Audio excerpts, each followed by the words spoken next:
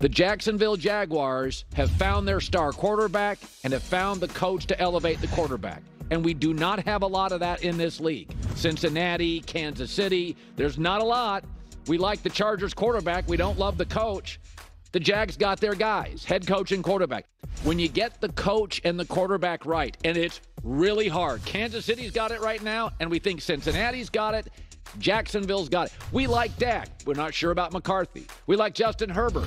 We're not sure about Brandon Staley. We like Kyle Shanahan. We're not sure about the Niners quarterbacks. Trevor Lawrence, what he's become, and how he has put this team on his shoulders. He really has. This season was going into the toilet. He's put this team on his shoulders and carried them. You can try to talk yourself in to a franchise quarterback. People in New York have finally come around on Zach Wilson. They know what they have. He completes about 50% of his throws. That's what a franchise quarterback looks like. In his second year, team circling the drain, puts it on his shoulders, and his numbers since week 10 are better than even Mahomes.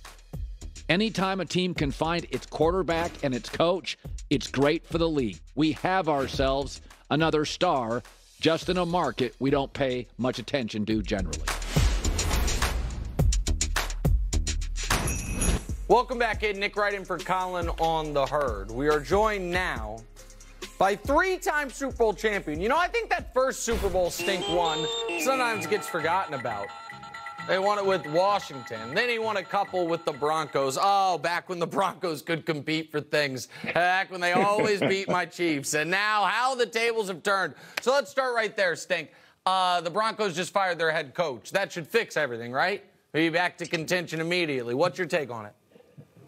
Yeah, well, I mean, obviously they've been it's just been an embarrassment. The Christmas Day game was an embarrassment. But you're going to have to figure out Russell Wilson, right? Like, one, you've acquiesced and you've made concessions to Russell Wilson's people, what you're going to do, what you're going to allow.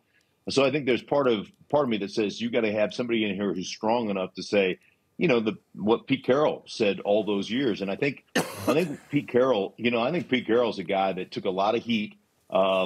Basically had to just listen to all the garbage about, well, let Russ cook and you're not opening things up enough. And Pete Carroll knew what he had in Russell Wilson. And Russell Wilson, you know, when he's on the move and scrambling around and throwing the deep ball, he has been exceptional. But I just don't think watching him all season long and watching all his plays that he can operate an offense. I just don't think he does a good job operating a system. So you're going to have to get a coach in here who understands exactly who Russell Wilson is and has the authority.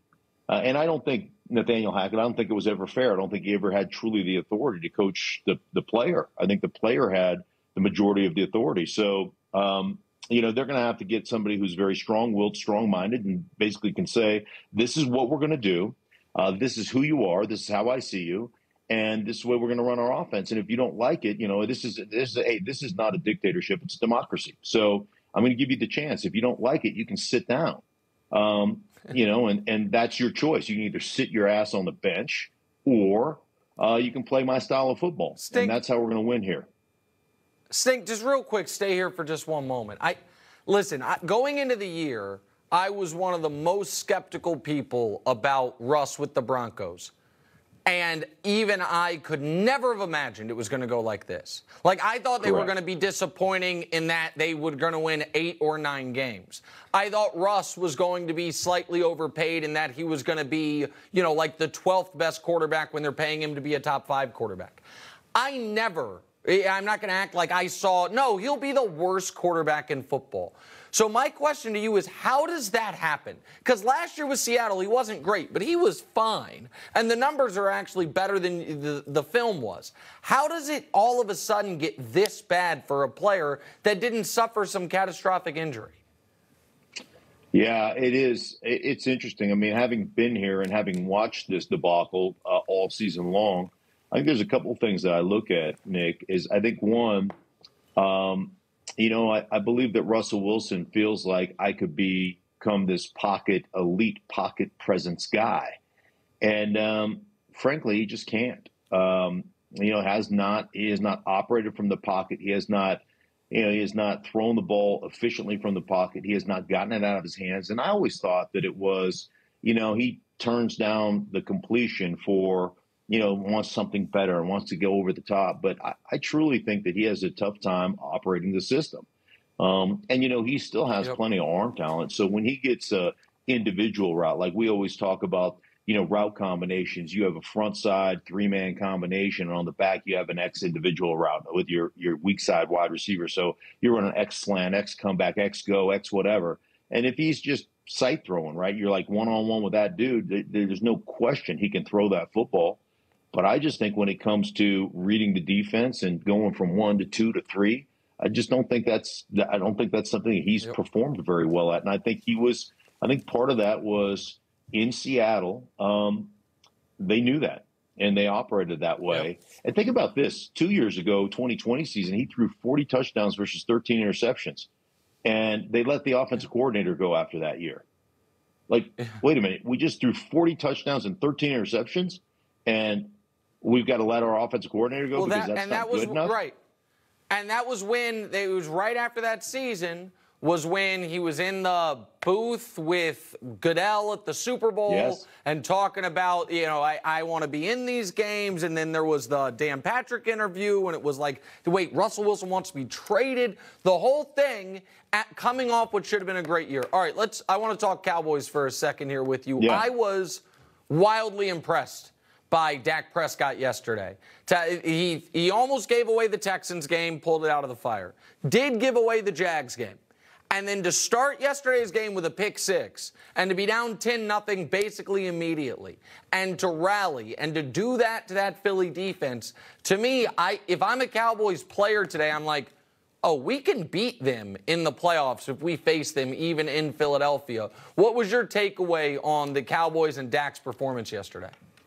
Yeah, I've always been a Dak supporter. I've always thought that Dak was like this old soul, but really good quarterback and really good at orchestrating an offense. And he proved that he could do that. Now, that's a Philadelphia defense who has 2 elite corners. They can rush the passer. They've got some players at all 3 levels of their defense. And this is a Dallas offense where we've always talked about, well, if they can't run the ball, that's a problem. And they averaged just about 3 yards per carry between Pollard and Elliott, and still, relied the entire day on Dak Prescott performing. And Dak Prescott did. I mean, there's no question. And even bouncing back, like I heard you talk about throwing the pick and then even bouncing back off of that. I thought he was elite in that game against a defense that I know all 3 levels. They've got great players, not good players, but great players. So, yeah, I think you got to come out of that feeling pretty good if you're the Dallas Cowboys or if you're a Dallas Cowboy fan. All right, I think most people in the NFC look at the Niners and the Eagles as the 2 best teams with Dallas lurking. And then there's the 12-3 Vikings that no one believes in. You called that game. Once again, I don't know how they do it, and I've never seen anything like it. They've played 11 close games. They've won all 11 games. Calling that game, seeing them up close and personal, where are you at on the Vikings as potential contenders right now? Yeah, well, I will tell you this, Nick. They're as talented as just about anybody. They've got the best wide receiver in football. They can run the ball. They've got a complementary. I mean, all 3 wide receivers between Thielen, between KJ Osborne, and between, obviously, Justin Jefferson. They're as good as it gets. They've got an elite-level tight end in Hawkinson. They're a really good football team. Defensively, they've got great players. They really do. Ultimately, though, they just can't find a way to put 4 quarters together. They can't find a way to just dominate a football game through 4 quarters. But I will tell you this. The one thing that blows me away about the Minnesota Vikings is in crunch time, both defensively and offensively, when they need to make a play, they find a way to make a play. And, it happened yesterday or the day before yesterday.